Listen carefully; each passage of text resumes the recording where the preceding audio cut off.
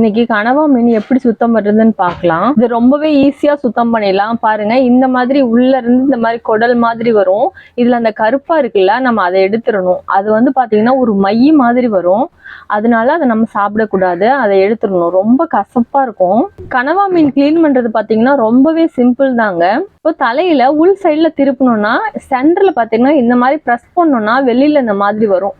இது பாத்தீங்கன்னா நல்லா ஹார்டா இருக்குங்க. இதை நம்ம எடுத்து கீழே போட்டுடணும். அது போக பாத்தீங்கன்னா இந்த வால் மாதிரி இருக்குல்ல, இதுல பாத்தீங்கன்னா ஒரு கல்லு மாதிரி இருக்கும். அதெல்லாமே நம்ம இது மாதிரி உருகி உருகி எடுத்துடணும்.